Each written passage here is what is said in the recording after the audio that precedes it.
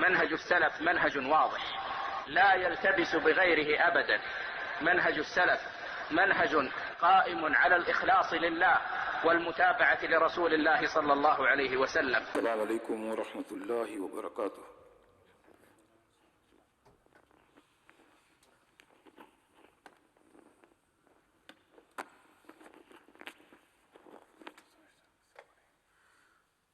اللہ اکبر اللہ اکبر اللہ اکبر اللہ اکبر اشہد ان لا الہ الا اللہ اشہد ان لا الہ الا اللہ اشہد ان محمد رسول اللہ اشہد ان محمد رسول اللہ حی علی الصلاۃ حی علی الصلاۃ حی علی الفلاح حی علی الفلاح. اللہ اکبر اللہ اکبر لا الہ الا اللہ.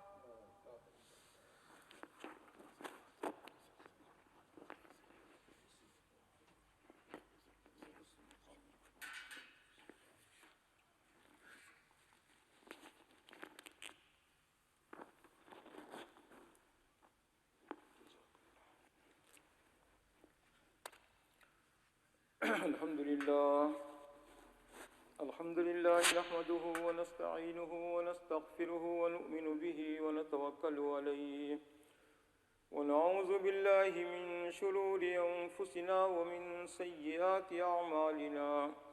من يهده الله فلا مضل له ومن يضلله فلا هادي له وأشهد أن لا إله إلا الله وحده لا شريك له وأشهد أن محمدًا عبده ورسوله. أما بعد فإن خير الحديث كتاب الله وخير الهدي هدي محمد صلى الله عليه وسلم وشر الأمور محدثاتها وكل محدثة بدعة وكل بدعة ضلالة وكل ضلالة في النار. أعوذ بالله السميع العليم من الشيطان الرجيم. بسم الله الرحمن الرحيم. نون والقلم وما يسطرون. ما أنت بنعمة ربك بمجنون وإن لك لأجرا غير ممنون وإنك لعلى خلق عظيم. فستبصر ويبصرون بأيكم المفتون.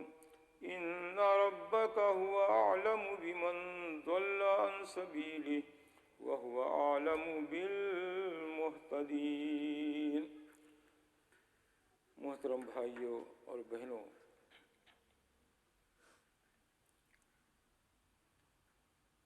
ان دنوں میں عام طور پہ نبی کریم صلی اللہ علیہ وسلم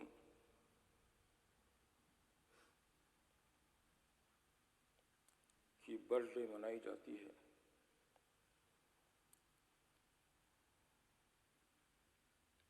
اور آپ کی سیرت کے متعلق اجتماعات اور جلوس، بڑی بڑی کانفرنسیں بھی ہوتی ہیں.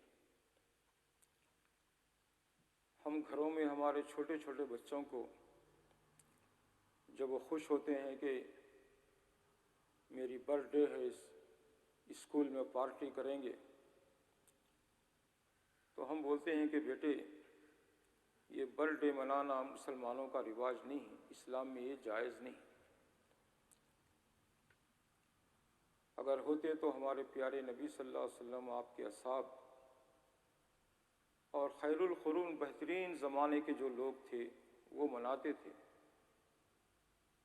کوئی بھی وہ نہیں منائے. یہ تو تقریباً 600-700 سال کے بعد یہ بدعت ایجاد ہوئی کہ آپ کی ولادت کا دن منائیں، آپ کی برتھ ڈے منائیں اور یہ وہ خرافات کریں، جیسے غیر مسلم کرتے ہیں۔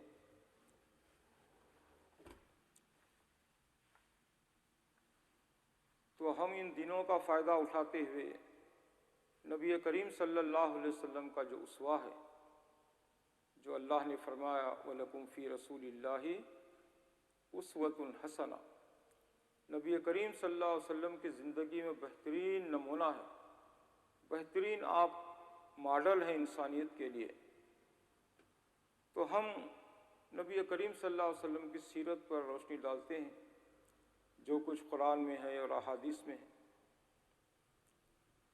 اور دعا کرتے ہیں کہ اللہ تبارک تعالی ہم میں بھی وہ اخلاق پیدا فرمائے جو نبی کریم صلی اللہ علیہ وسلم اور آپ کے اصحاب میں تھے۔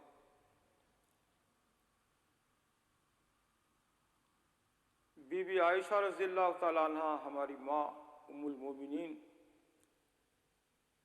سے صحابہ کرام رضوان اللہ تعالیٰ اجمعین نے ایک مرتبہ پوچھا کہ نبی کریم صلی اللہ علیہ وسلم کے اخلاق کیسے تھے؟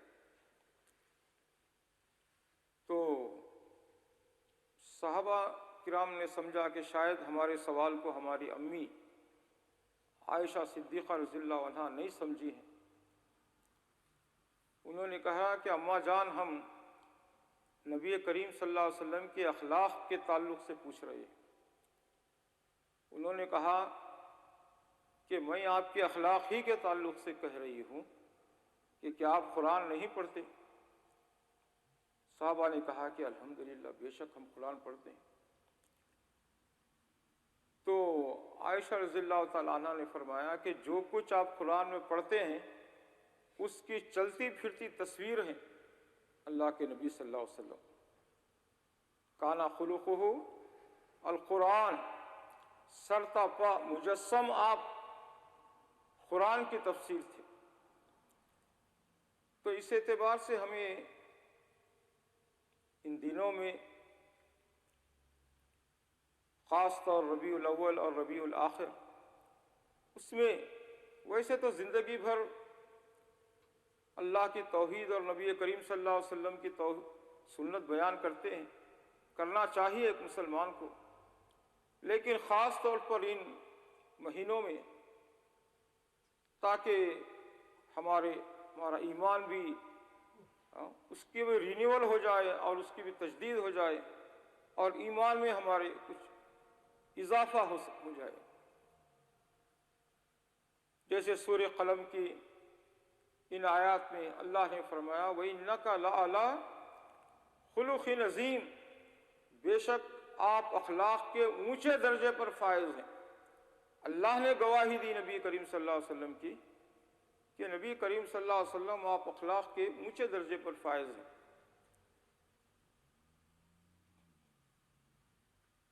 پوری دیکھیے احادیث میں آپ کی سیرت بھری پڑی ہوئی ہے، نبی کریم صلی اللہ علیہ وسلم کا اسوہ۔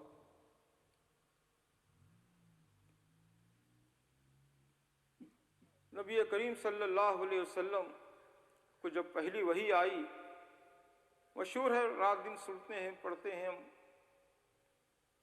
تو آپ غار حرا میں ڈر گئے، پریشان ہو گئے، کپ کپاہٹ شروع ہو گئی۔ آپ آئے خدیجہ الکبریٰ رضی اللہ عنہا کے پاس اور کہے کہ مجھے اڑا دو، زملونی زملونی، مجھے کمبل اڑا دو۔ ذرہ جب سنبھلے تو کہے کہ مجھے اپنی جان کا خطرہ ہو گیا ہے، مجھے ایسا ایسا ہوا ہے۔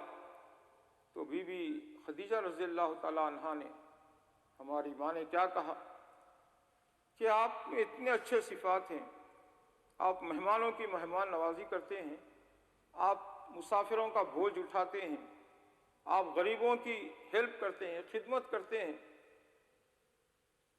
تو ہر اچھے صفات آپ کے اندر ہے، تو اللہ آپ کو ضائع نہیں فرمائے۔ تو ایک بیوی کی گواہی اپنے شوہر کے تعلق سے، یہ بہت بڑی بات ہے۔ میں شاید اس سے پہلے بھی شاید یہ بات عرض کر چکا ہوں کہ ایک انگریز آپ کی سیرت کا مطالعہ کر رہا تھا، جب وہ یہاں پہنچا کہ آپ کی ایمان لانے والی سب سے پہلے کون تھی؟ آپ کی بیوی، ہماری ماں۔ ام المومنین حضرت خدیجہ الکبریٰ رضی اللہ تعالیٰ عنہ، وہ کہا کہ بہت بڑی بات ہے، بیوی جو کہ اپنے شوہر کی خلوت اور اس کی جلوت، اس کی تنہائی جانتی ہیں کہ یہ بڑے بڑے اسٹیجوں میں، مساجد میں، ممبروں پہ، لوگوں میں، سوسائٹی میں کیا بیان کرتے ہیں، کیا کرتے ہیں، اور گھر میں جب آتے ہیں تو ان کا کیا کیریکٹر ہے، لیکن ایسا شفاف اور کلیئر تھا آپ کا میسج کہ بی بی عائشہ، بی بی خدیجہ الکبریٰ رضی اللہ تعالیٰ عنہ فوری اسلام قبول کی۔ بہت بڑی بات ہے، بہت بڑی بات ہے۔ یہ پڑھ کے انگریز اسلام قبول کر لیا۔ کسی کے تعلق سے سب سے بڑی گواہی اپنی بیوی کی۔ بہت پہلے لندن میں ایک بیچارہ پکڑا گیا، ابو الفتح چشتی، اور تو اس کی بیوی نے کہا کہ یہ حلالے کرتا ہے، یہ نکاح متع کرتا ہے۔ کیا ہے نکاح متع؟ کہتے ہیں کہ شیعوں کے پاس جائز ہے، یہ زناکاری ہے، پیسے دے کر مدت کے لیے نکاح کرنا اور حلالہ کرنا، یہ بھی زناکاری ہے، بدکاری ہے۔ تو بہرحال یہاں کی گورنمنٹ نے سنایا کہ اتنے سال، 14 سال یا کتنے قید میں رہیں گے، اور اس کے بعد مدت پوری ہوتے ہی پاکستان کو ڈپورٹ کر دیں گے۔ تو اندازہ فرمائیے کہ ایسے ایسے چکر چلاتے ہیں تو بیویوں کو تو معلوم ہو جاتا ہے۔ یہ سب چیزیں غلط ہیں۔ اللہ کے نبی صلی اللہ علیہ وسلم بے داغ آپ کی سیرت تھی۔ کتنا بڑا احسان، عبداللہ بن ابی منافقوں کا سردار، کتنی تکلیفیں دیا آپ کو۔ جنگ بدر میں اپنے 300 آدمیوں کو لے کے نکل گیا، چلے گیا۔ اتنا سب ستایا، لیکن اس کے باوجود نبی کریم صلی اللہ علیہ وسلم اس کے انتقال کے بعد اپنا جھبا اس کو کفن کے طور پر دیے، اور نماز پڑھائے جنازے کی۔ کیسے رقیق اور شفیق تھے نبی کریم صلی اللہ علیہ وسلم۔ اس کے بعد اللہ تبارک تعالیٰ نے منع کر دیا کہ آئندہ کسی منافق کی نماز جنازہ نہ پڑھائے۔ تو بہرحال نبی کریم صلی اللہ علیہ وسلم کا دل بالکل صاف تھا، چاہتے تھے کہ کسی طریقے سے مغفرت ہو جائے۔ بڑے سے بڑے جانی دشمن کو آپ نے معاف کر دیا۔ فتح مکہ کے موقع پر آپ نے اعلان کیا کہ جو اللہ کے گھر میں داخل ہو جائے وہ امن میں، اور جو ابو سفیان کے گھر میں داخل ہو جائے وہ بھی امن میں۔ یعنی اندازہ فرمائیے کہ اللہ کے گھر اور ابو سفیان کے گھر کو امن پانے کے لیے، جان بچانے کے لیے ایک بنا دیا آپ نے۔ کتنا اونچا مقام، کتنا اونچا مقام آپ نے عطا فرمایا۔ تو تاریخ بھری پڑی ہے نبی کریم صلی اللہ علیہ وسلم کے واقعات سے۔ ایک دیوانی عورت تھی مدینے میں، وہ نبی کریم صلی اللہ علیہ وسلم کا ہاتھ پکڑ کے ایک بار لے گئی مدینے کی ایک گلی میں، جا کے خود بیٹھ گئی اور کہی کہ میرے گھر کا یہ کام کر دو۔ نبی کریم صلی اللہ علیہ وسلم اس کے گھر کا کام کیے اور پھر اپنی مسجد کو آ گئے۔ ایسے ہی نماز تیار تھی، ایک بدو آیا، آ کے کھینچ کے آپ کو لے گیا، کہا کہ شاید یہ بھول جاؤں گا کام میں، میرا ایک کام ہے وہ کر دو۔ وہ لے کے گیا، نبی کریم صلی اللہ علیہ وسلم آئے، جبکہ جماعت تیار کھڑی تھی، آپ گئے، اس کا کام کر کے پھر آئے اور آپ نماز ادا فرمائے۔ تو کیا نبی کریم صلی اللہ علیہ وسلم کے اسوہ، اور آپ کیا نمونے آپ کے اخلاق کے پیش کریں کہ بار بار قرآن میں یہی کہا گیا کہ آپ اخلاق کے اونچے درجے پر ہیں، اور احادیث تو بھرے پڑے ہوئے ہیں۔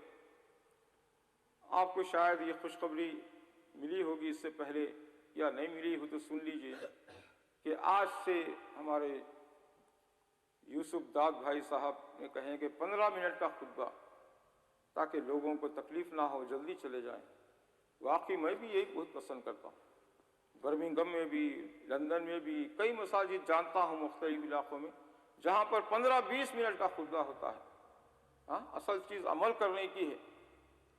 عمل نہیں کرتے ہیں ہم لوگ، بہت بیان کرتے ہیں کہ لوگ تھک جاتے ہیں۔ اللہ تعالیٰ مجھے آپ سب کو عمل کرنے کی توفیق عطا فرمائے۔ وآخر دعوانا الحمدللہ۔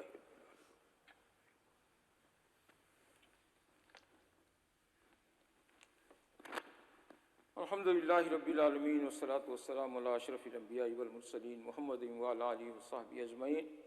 ربنا ظلمنا انفسنا وان لم تغفر لنا وترحمنا لنکونن من الخاسرین۔ ربنا آتنا فی الدنیا حسنۃ وفی الآخرۃ حسنۃ وقنا عذاب النار۔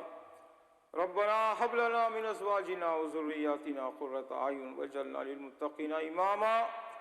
اللهم اعز الاسلام والمسلمین، اللهم اعز الاسلام والمسلمین، اللهم اعز الاسلام والمسلمین۔ ان اللہ وملائکتہ یصلون علی النبی یا ایھا الذین آمنوا صلوا علیہ وسلموا تسلیما۔ اللهم صل علی محمد وعلی آل محمد کما صلیت علی ابراہیم وعلی آل ابراہیم انک حمید مجید۔ اللهم بارک علی محمد وعلی آل محمد کما بارکت علی ابراہیم وعلی آل ابراہیم انک حمید مجید۔ آمین آمین آمین آمین آمین یا رب العالمین۔ سبحان ربک رب العزت عما یصفون وسلام علی المرسلین والحمد للہ رب العالمین۔ قوموا الی الصلاۃ یرحمکم اللہ۔ حافظ عبد الرافع صاحب۔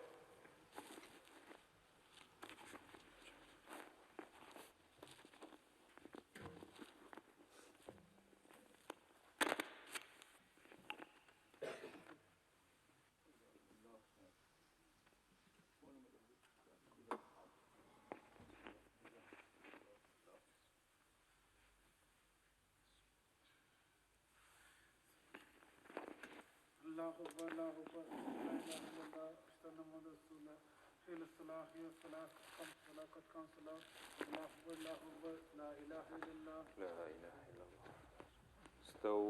استووا وأقيموا صفوفكم وتراصوا وتقاربوا ستر الخلل. Please straighten your rows, feet to feet and shoulder to shoulder.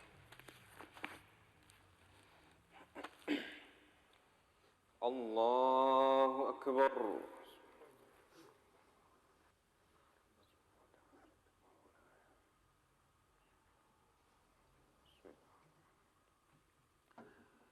الحمد لله رب العالمين الرحمن الرحيم مالك يوم الدين إياك نعبد وإياك نستعين اهدنا الصراط المستقيم صراط الذين أنعمت عليهم غير المغضوب عليهم ولا الضالين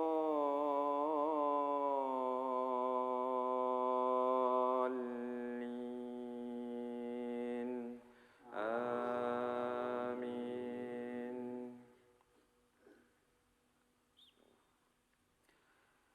القارعة ما القارعة وما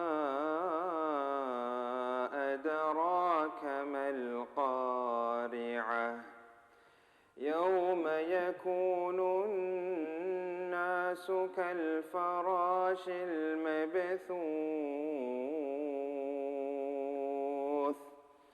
وتكون الجبال كالعهن المنفوش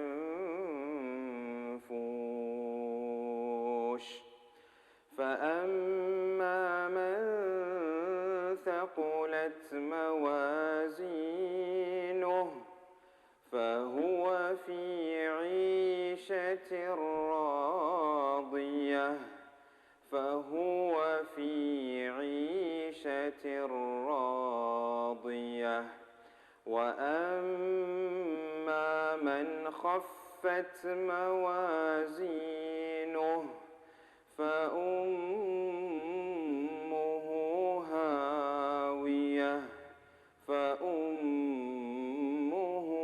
هاوية وما أدراك ما هي نار حامية. الله أكبر.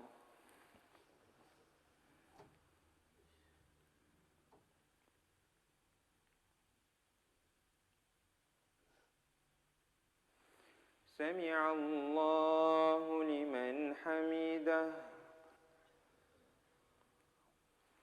الله أكبر.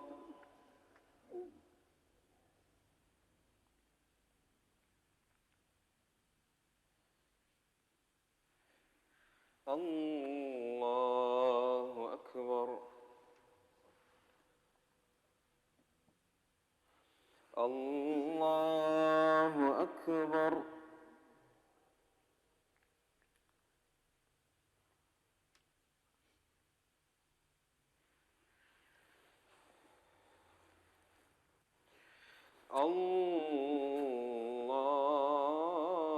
الله أكبر. الحمد لله رب العالمين الرحمن الرحيم مالك يوم الدين إياك نعبد وإياك نستعين اهدنا الصراط المستقيم صراط الذين أنعمت عليهم غير المغضوب عليهم ولا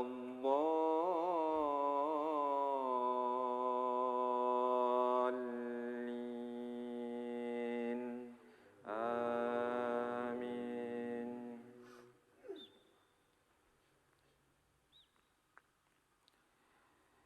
ألهاكم التكاثر حتى زرتم المقابر كلا سوف تعلمون ثم كلا سوف تعلمون كلا لو تعلمون علم اليقين لترون